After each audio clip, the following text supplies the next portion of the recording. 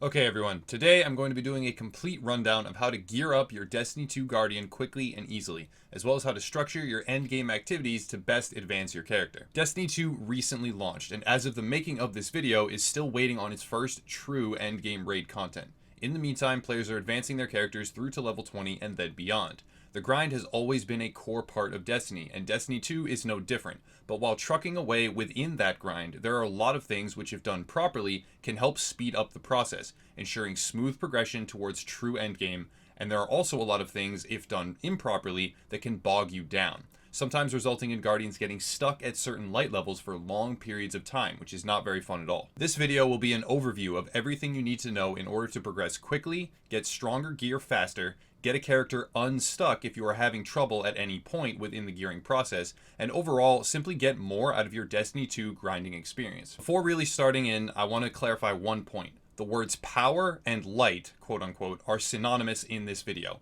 If I say the word power or light, they both mean the exact same thing. That being said, let's begin. On each planet in Destiny 2, there is a main NPC with whom you interact to progress the story campaign. They allow you to turn in all tokens from their respective planet and various other materials found on that planet in exchange for reputation, which in turn, upon reaching certain thresholds, yields gear. Usually the gear reward is 2 purple legendary items at a scaling power level to what the player is currently at, maxing out most likely at about 265 on your first character, but a little bit higher as you progress your character much further on. It is very important during the main campaign storyline to not turn in any reputation items to them. Instead, save all planetary tokens and other materials that you find to turn in after reaching level 20 and completing the story campaign. This will let you very quickly jump from the low 200s to roughly 265 or so if you have saved up enough. I strongly urge players to also stash old legendary items and not deconstruct them if possible. It is advised to begin turning these reputation rewards in immediately after completing the final campaign boss and not talking to other NPCs. When I say immediately, I mean literally right after the fight. Talk to no one, just turn in your reputation rewards and max out your power level as much as possible from the reputation rewards. Within Destiny 2, there are systems in place called milestones, which reward players for completing certain activities or missions. These milestones will reward scaling gear to the player based on their current power level.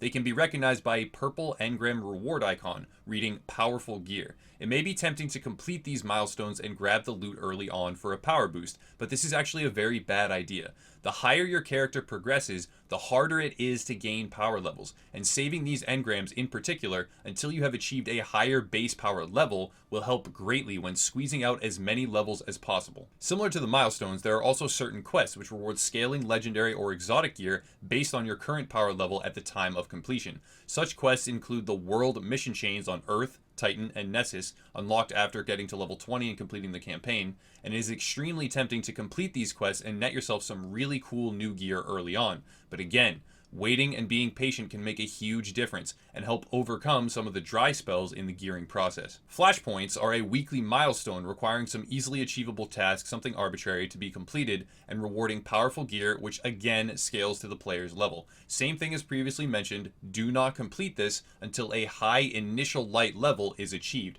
I would advise going for something over 260 before you start doing any of these activities. Destiny 2 brings a new mod system to the scene, and unfortunately it is something a lot of people are not understanding or using properly. I have seen a bunch of videos that are flat out wrong when discussing the new mod system and how to use it properly. The mods work in the following way. There are blue modifications which augment a gun's damage type, for instance, or give various small bonuses to gear like reload speed or resilience.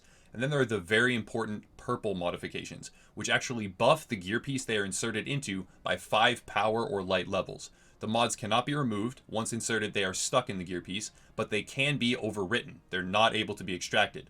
These mods are extremely precious, as is the gear that already has them slotted into it, and you should examine every single piece of gear you acquire from reputation vendors, from quests or missions, and see if it already has a purple mod in it.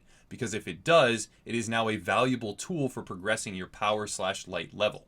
That's why I advise saving legendaries in your vault. At light level 280, you will gain access to a conversion mechanic at the gunsmith, allowing for a player to fuse 3 blue mods together into a purple mod of the same type. This is fantastic and will greatly increase your light level as well as your customization potential, but getting to light level 280 quickly is the tricky part, and that is where infusing comes into play. The way infusion interacts with mods is the trick, and I'm going to drop script here and just demonstrate for you live. So I have two auto rifles here. I have a 256 and a 266, and the 256 already has a +5 mod already in place on it. So its real value is 256 minus 5. So it's a 251 auto rifle.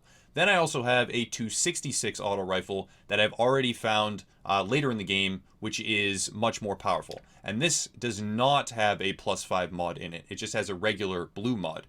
So when I infuse the 266 into the 256, which I will demonstrate now just to make sure it's all very clear, we're going to see that it says 266 as the listed number, but when I infuse it, it's actually going to become 271. And this is because it has the 266 base power level, but then the +5 from its modification on top of that. This trick can net you +5 on multiple pieces of gear as you move forward, as long as you keep an eye out. And it's one of the tools that you're going to use to get to 280 if you can, and then craft the mods on your own to put into the rest of your gear. Moving on, we have exotic items. You can only equip one exotic weapon and one exotic armor piece at a time. And since exotic items often drop many power levels above what a player is currently wearing, they can be a valuable tool to infuse into other pieces of purple legendary gear to retain power levels and advance your light score, while not conflicting with the equip limit. When doing this, however, you have to be careful. Exotics always drop with a stock equipped purple modification, which has a +5 value. So when infusing, if you are meshing an exotic item that has a purple mod with a different item that does not have a purple mod, it will lose 5 power levels as you complete the infusion. This can sometimes catch players unaware. Just to be clear again, every exotic has a +5 purple mod inside it. So if you infuse an exotic item into a purple item, a legendary item, that does not have a +5 mod, you will lose 5 power levels as the infusion completes, because the game then calculates and it doesn't have that mod anymore. So it's very important to know this. You don't want to put something in, lose light levels, and then be caught unawares as to why. Clans are huge in Destiny 2. There is a whole new guided game system coming online soon, and not only that, but there are a wealth of rewards, including powerful light advancing gear to be had if you are a part of one. Upper Echelon has a clan and is happy to accept members. To join, simply pop by the live stream, which is linked down in the description below while the channel is live, and you can get an invite. And there are many other clans out there as well. It's entirely optional, but any loot is good loot, and this can most definitely net you some powerful gear. If players do not follow any of these tips and waste reputation tokens, complete their milestones and endgame planet quest chains early, they can sometimes get stuck, if you will. Big air quotes around that. Not legitimately stuck, mind you, but placed sort of in limbo, waiting for next week's flashpoint, the reset of the Nightfall rewards, or getting extremely lucky with exotic engram drops. But this isn't very fun, and it's already happened to a great many players. I'm serious. A lot of players are stuck right now. People have reached out to me on Twitter, through Facebook messages, etc.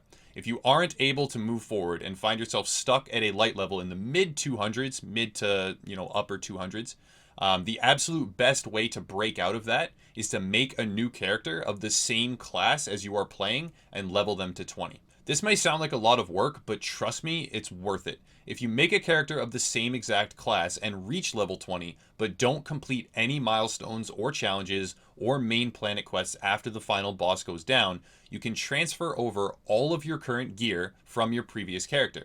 This way, when you do start to do the milestones or the special missions, you will be rewarded with gear that's scaled higher than the highest light your previous character was able to reach in the entire game.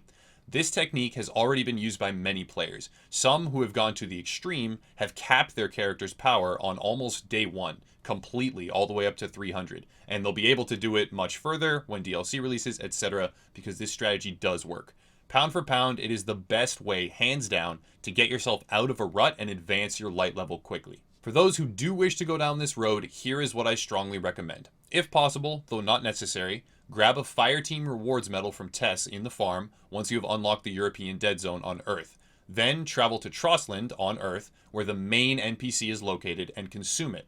After that, simply rotate around the church, killing everything that you see. At one corner, there is a near perpetual battle raging with tons of enemies, which is a great source of XP. There are 3 roaming boss spawns in close proximity, 2 potential public event spawn locations, and a bunch of easy enemies that pop up frequently. It can be a bit boring, but you can achieve level 20 in under 4 hours. I've done it myself. Not only that, but if you ever have to grab a couple quick levels, this is the place to do it. After that's done, transfer all of your top level gear to this new character from the old one. Then you start the campaign. It will go super fast, seeing as you are way over leveled and have your good gear equipped. You don't necessarily have to achieve level 20 before starting, but it is just easy, quick, and bypasses any level restrictions for moving from mission to mission later on. Also, during the campaign, you are rewarded at several intervals with scaling gear, which will help push your Guardian higher. By the time the process is done and you have gotten the new character through to endgame, you will have broken out of the limbo stage with a bunch of new potential gear to grab as well, and it takes relatively no time at all compared to grinding out more traditional methods on your main character. To recap, you start off with reputation rewards. After that, you move on to milestones, flashpoints, and various quests, and after that, you move on to infusing and modding. If you need to, you can link up with a clan, and after all that is said and done, if you find yourself stuck at any point, you make a new character, you use the leveling tips already outlined in the video, and you get them to level 20, and you easily overcome that barrier. So that's going to wrap it up, guys. Hopefully there's some good information here. If you have any questions, please leave them in the comments down below, and I'll try to respond. There are various links in the description if you want to support Upper Echelon, and as always, have a nice night.